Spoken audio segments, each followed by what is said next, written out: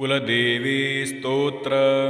नमस्ते श्री कुलदेवी कुलाराध्या कुलेश्वरी कुलसंरक्षणी माता कौलिक ज्ञान प्रकाशिनी। वंदे श्री कुलपूज्या त्वां कुलाम्बा कुलरक्षिणी। वेदमाता जगन्माता लोकमाता हितैषिणी।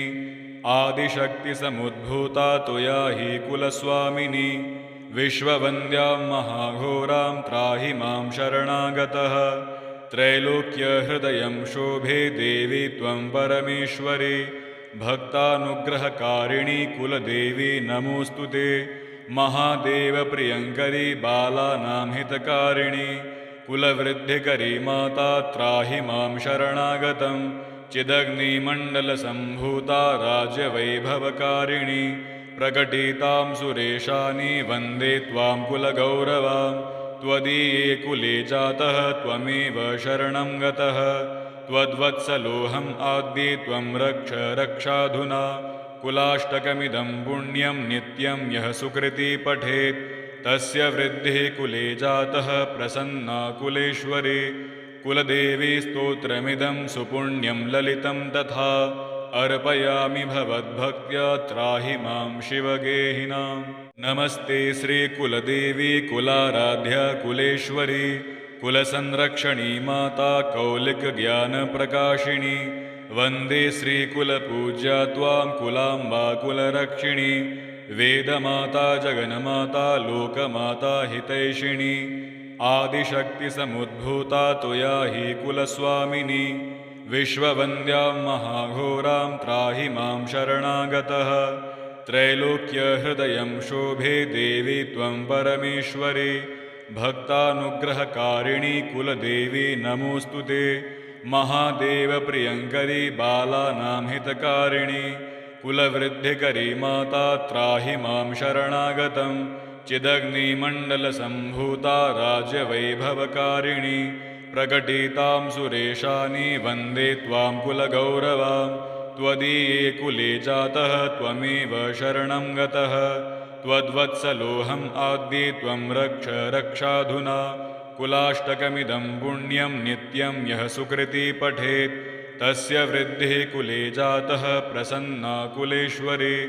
कुलदेवी स्तोत्रमिदं सुपुण्यं ललितं तथा अर्पयामि भवद्भक्त्या त्राहि मां शिवगेहिनाम्। नमस्ते श्री कुलदेवी कुलाराध्या कुलेश्वरी कुलसंरक्षणी माता कौलिक ज्ञान प्रकाशिनी। वंदे श्री कुलपूज्या त्वां कुलाम्बा कुलरक्षिणी। वेदमाता जगन्माता लोकमाता हितैषिणी। आदिशक्ति समुद्भूता त्वया हि कुलस्वामिनी। विश्ववन्द्यां महाघोरां त्राहि मां शरणागतः। त्रैलोक्यहृदयं शोभे देवी त्वं परमेश्वरी। भक्तानुग्रहकारिणी कुलदेवी नमोऽस्तु ते। महादेवप्रियङ्करी बालानां हितकारिणी। कुलवृद्धिकरी माता त्राहि मां शरणागतं। चिदग्निमण्डलसम्भूता राज्यवैभवकारिणी। प्रकटितां सुरेशानि वन्दे त्वां कुलगौरवां। त्वदीये कुले जातः त्वमेव शरणं गतः। त्वद्वत्सलोऽहम् आद्ये त्वं रक्ष रक्षाधुना।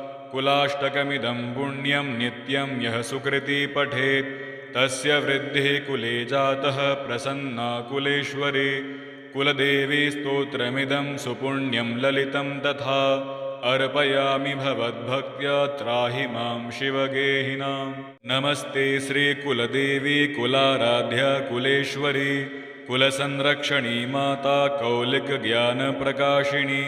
वंदे श्री कुलपूज्या त्वां कुलाम्बा कुलरक्षिणी। वेदमाता जगन्माता लोकमाता हितैषिणी। आदिशक्ति समुद्भूता त्वया हि कुलस्वामिनी। विश्ववन्द्यां महाघोरां त्राहि मां शरणागतः।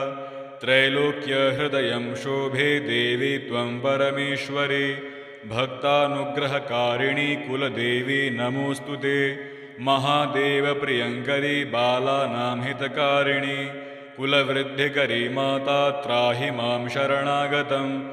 चिदग्निमण्डलसम्भूता राज्यवैभवकारिणी।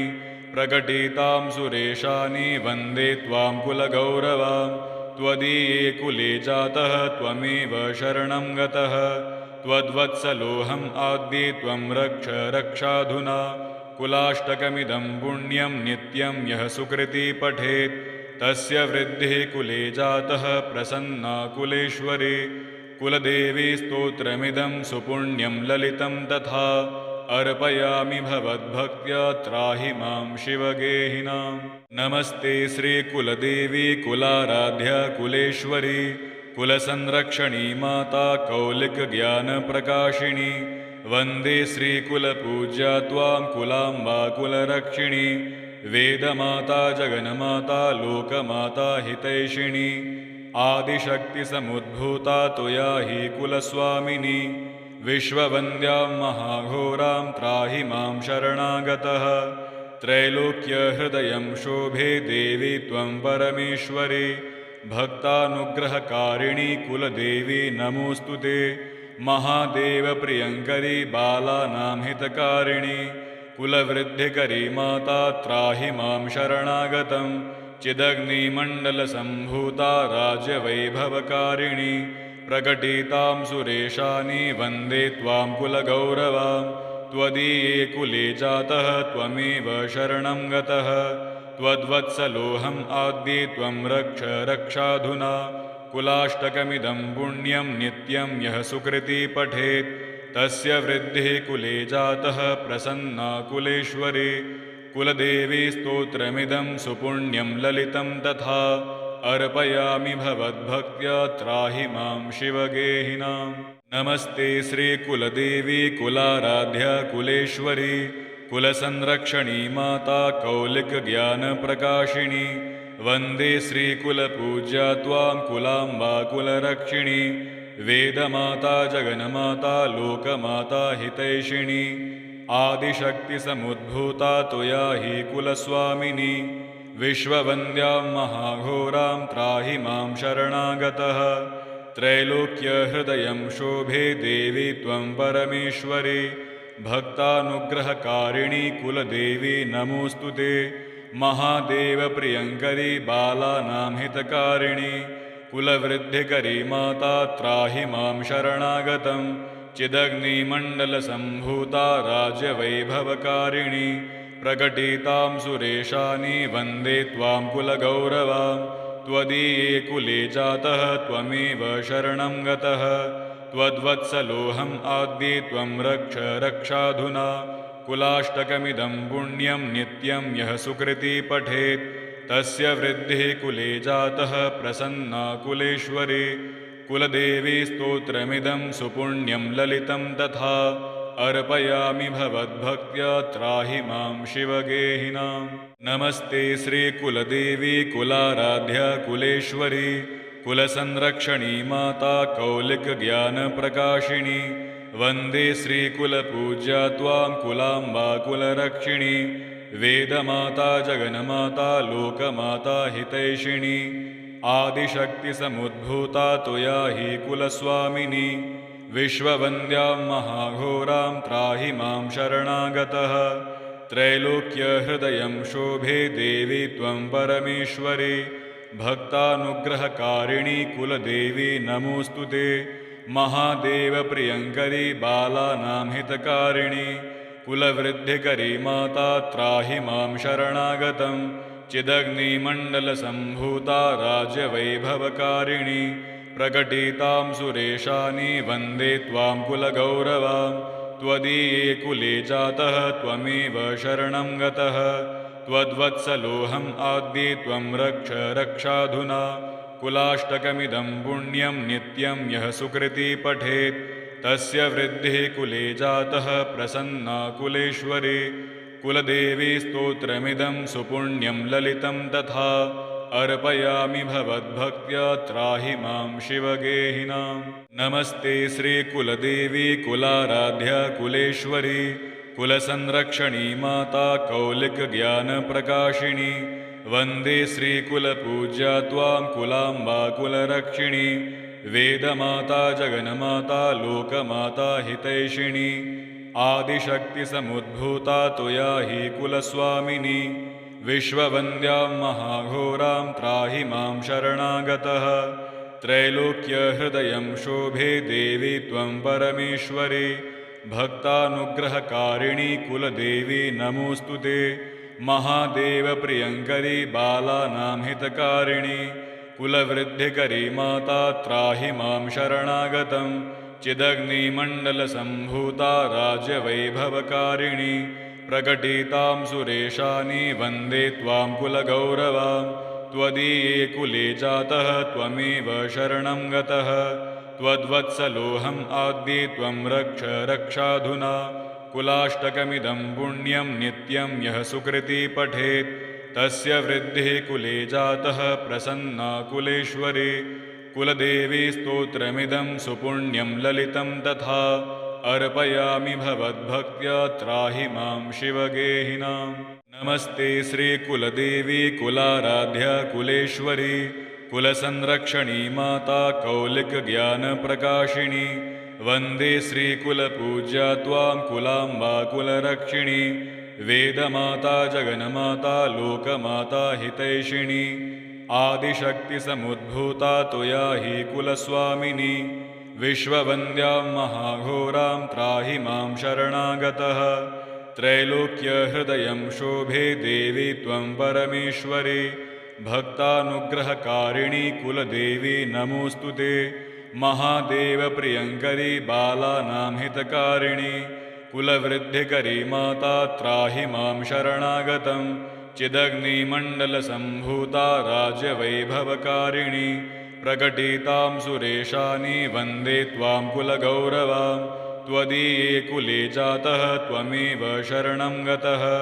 त्वद्वत्सलोऽहम् आद्ये त्वं रक्ष रक्षाधुना कुलाष्टकमिदं पुण्यं नित्यं यः सुकृती पठेत् तस्य वृद्धिः कुले जातः प्रसन्ना कुलेश्वरी कुलदेवी स्तोत्रमिदं सुपुण्यं ललितं तथा अर्पयामि भवद्भक्त्या त्राहि मां शिवगेहिनाम् नमस्ते श्रीकुलदेवी कुलाराध्या कुलेश्वरी कुलसंरक्षणी माता कौलिकज्ञानप्रकाशिनी वन्दे श्रीकुलपूज्या त्वां कुलाम्बा कुलरक्षिणी वेदमाता जगन्माता लोकमाता हितैषिणी आदिशक्तिसमुद्भूता त्वया हि कुलस्वामिनी विश्ववन्द्यां महाघोरां त्राहि मां शरणागतः त्रैलोक्यहृदयं शोभे देवी त्वं परमेश्वरी भक्तानुग्रहकारिणी कुलदेवी नमोऽस्तु ते महादेवप्रियङ्करी बालानां हितकारिणी कुलवृद्धिकरी माता त्राहि मां शरणागतं चिदग्निमण्डलसम्भूता राज्यवैभवकारिणी प्रकटितां सुरेशानि वन्दे त्वां कुलगौरवां त्वदीये कुले जातः त्वमेव शरणं गतः त्वद्वत्सलोऽहम् आद्ये त्वं रक्ष रक्षाधुना कुलाष्टकमिदं पुण्यं नित्यं यः सुकृती पठेत् तस्य वृद्धिः कुले जातः प्रसन्ना कुलेश्वरी कुलदेवी स्तोत्रमिदं सुपुण्यं ललितं तथा अर्पयामि भवद्भक्त्या त्राहि मां शिवगेहिनाम् नमस्ते श्रीकुलदेवी कुलाराध्या कुलेश्वरी कुलसंरक्षणी माता कौलिकज्ञानप्रकाशिनी वन्दे श्रीकुलपूज्या त्वां कुलाम्बा कुलरक्षिणी वेदमाता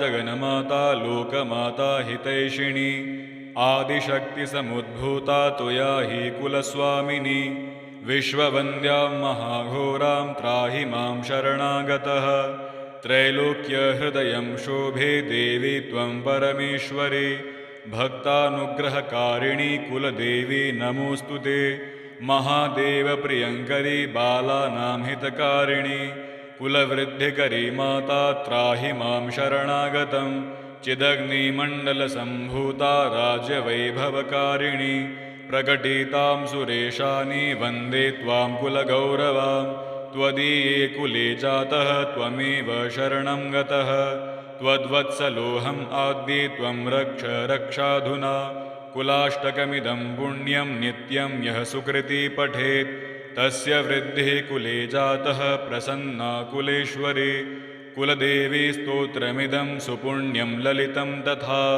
अर्पयामि भवद्भक्त्या त्राहि मां शिवगेहिनां नमस्ते श्रीकुलदेवी कुलाराध्या कुलेश्वरी कुलसंरक्षणी माता कौलिकज्ञानप्रकाशिनी वन्दे श्रीकुलपूज्या त्वां कुलाम्बा कुलरक्षिणी वेदमाता जगन्माता लोकमाता हितैषिणी आदिशक्तिसमुद्भूता त्वया हि कुलस्वामिनी विश्ववन्द्यां महाघोरां त्राहि मां शरणागतः त्रैलोक्यहृदयं शोभे देवी त्वं परमेश्वरी भक्तानुग्रहकारिणी कुलदेवी नमोऽस्तु ते महादेवप्रियङ्करी बालानां हितकारिणी कुलवृद्धिकरी माता त्राहि मां शरणागतं चिदग्निमण्डलसम्भूता राज्यवैभवकारिणी प्रकटितां सुरेशानि वन्दे त्वां कुलगौरवां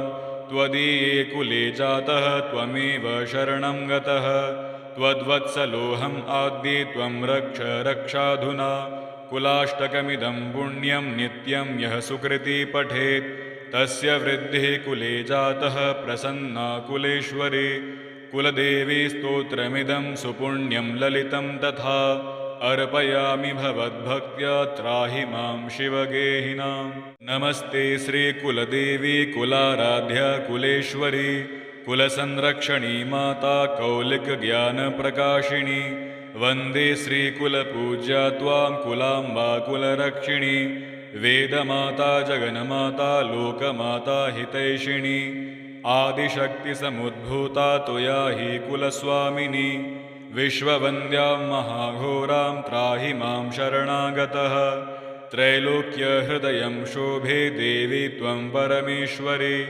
भक्तानुग्रहकारिणी कुलदेवी नमोऽस्तु ते महादेवप्रियङ्करी बालानां हितकारिणी कुलवृद्धिकरी माता त्राहि मां शरणागतं चिदग्निमण्डलसम्भूता राज्यवैभवकारिणी प्रकटितां सुरेशानि वन्दे त्वां कुलगौरवां त्वदीये कुले जातः त्वमेव शरणं गतः त्वद्वत्सलोऽहम् आद्ये त्वं रक्ष रक्षाधुना कुलाष्टकमिदं पुण्यं नित्यं यः सुकृती पठेत् तस्य वृद्धिः कुले जातः प्रसन्ना कुलेश्वरी कुलदेवी स्तोत्रमिदं सुपुण्यं ललितं तथा अर्पयामि भवद्भक्त्या त्राहि मां शिवगेहिनां नमस्ते श्रीकुलदेवी कुलाराध्या कुलेश्वरी कुलसंरक्षणी माता कौलिकज्ञानप्रकाशिनी वन्दे श्रीकुलपूज्या त्वां कुलाम्बा कुलरक्षिणी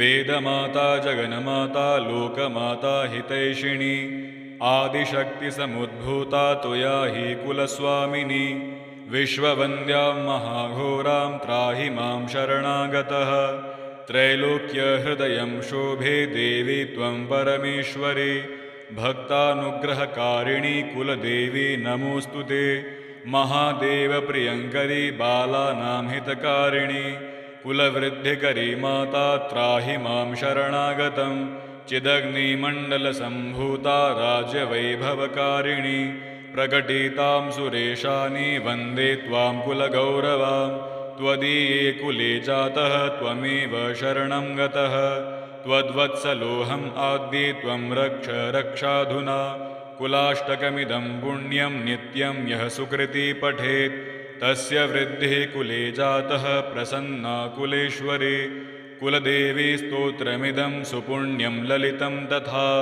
अर्पयामि भवद्भक्त्या त्राहि मां शिवगेहिनां